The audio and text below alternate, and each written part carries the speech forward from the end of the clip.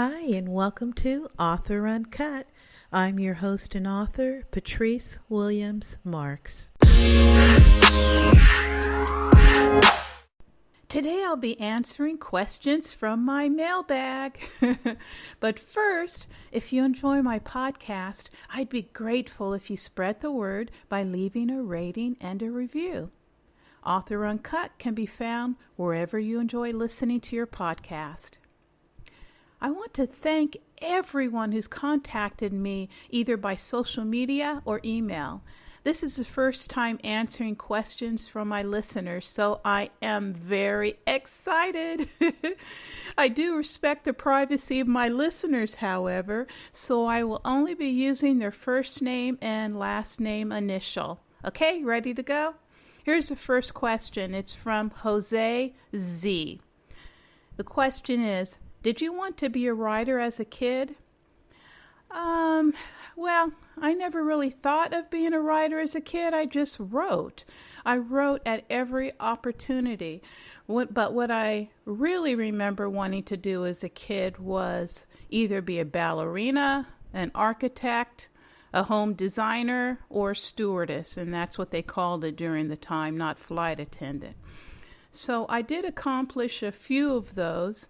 I took architecture in high school, and that was really fun. I actually just took that class because there were a lot of guys who took the class, and so it was fun being the only girl in the class.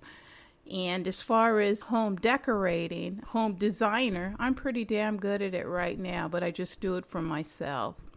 I never took any ballet lessons, so we can scratch that one off. And I never even tried to be a flight attendant, but I have a very good friend who is a flight attendant, so I think that counts. Okay, thanks, Jose. The second question is from Michael W., and his question is, how do you know if your writing sucks? Well, what I'd say is, if nobody gets it, likes it, and that includes you, then your writing might suck. But be very careful because first drafts oftentimes suck. Give it a chance to breathe. Take courses, join a writer's group, and support each other so that your writing doesn't have to continue to suck. Okay, the third question is from Marcy L. And her question is, have I ever accepted and started reading a novel as a sensitivity reader only to wish I hadn't taken on the project? Well, that's a good question, Marcy, but the question is no. I'm in communication with the writer or creator of the content, and I learned so much about the project before accepting it. So I have had a few challenging pieces to read that had some racist content, which was unbeknownst to the writer. I just keep that in mind and continue. When I make a commitment, I stick with it. Okay, my next question is by Larry O. Larry O, that is a ring to it. Okay, Larry, he asked me what my favorite book was.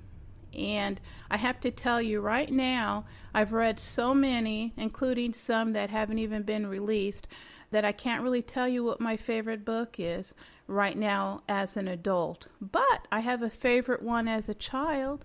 It's the 1970s book, Baked Beans for Breakfast by Ruth Chu. Do you guys remember that book? Have you even heard of it? It was later renamed in 1974 The Secret Summer.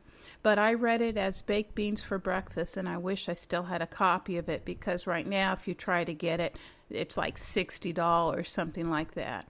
And the premise is these two runaway kids, they're brothers and sisters. They have a secret summer camping adventure. But let me tell you a little bit more about the story. You know, they're kind of upset that their parents are going off to Europe without them instead of going to the lake like they usually do as a family during the summer.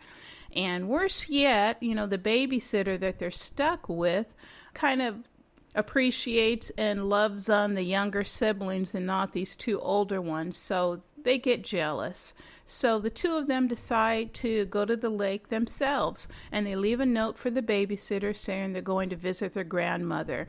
And then they take a bus to the lake, and then the adventure begins.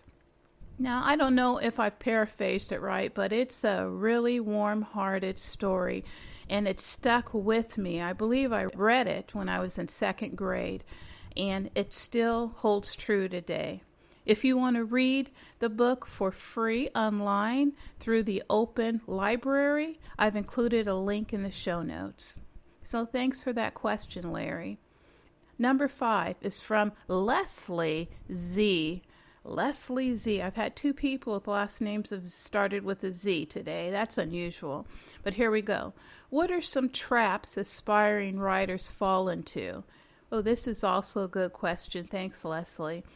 And not surprisingly, veterans fall into these traps as well, veteran writers. And a few of these traps are not finishing what you started, or not even starting at all, or being more interested in calling yourself a writer than actually writing.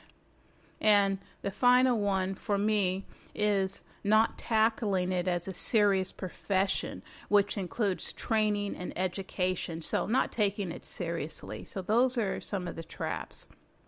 The 6th question is by Michelle M. Thanks for writing in, Michelle. She wanted to know if I ever considered writing under a pseudonym. Well, the answer is yes. And in fact, I actually do. I've written a few romance novels. And no, I'm not going to tell you the name that I used. So there you have it. There's something you learned about me. Question number 7 is from Monique N. Her question is, do you need screenwriting software to write a screenplay or sitcom spec? Well, Monique, it would make life much easier, I can tell you that.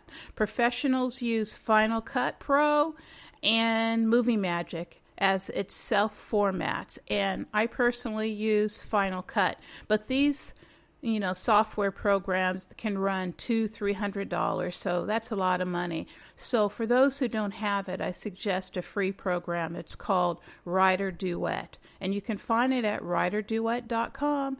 It's a free online program. They do have a pro version, but the free version works wonderful, and it also self-formats, and I'll put the link to that program in the show notes for you. Thanks for asking. And here's my last question. It's from Maria A. And her question is, how many people make a living from writing books?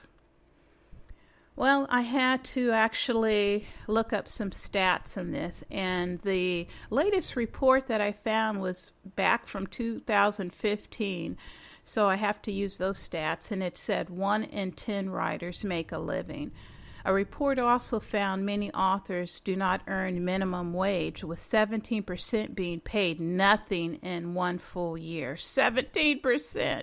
That's almost a quarter.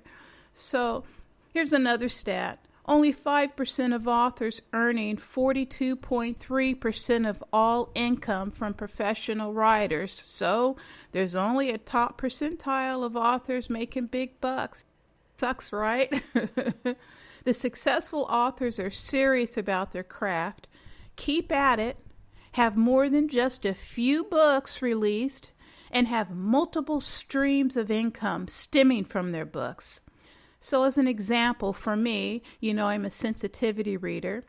I have a book on sensitivity reading on Amazon. I talk about the subject on this podcast, and I teach a course online, so that's multiple streams. But if you're lucky to land a big-time publisher, you won't need as many balls in the air like the rest of us. But you still have to deliver. So, what did you want to be when you were a kid? Did it happen for you? Let me know by visiting my Anchor.fm page. The link is in the show notes. And click on the button, Send Voice Message, to leave me a voicemail. I may just use your voicemail in a future podcast. Join me next time when I go into further detail about the difference in writing a screenplay and a novel. If you enjoyed this podcast, I'd be grateful if you spread the word by leaving a rating and a review. It really does help other listeners find me.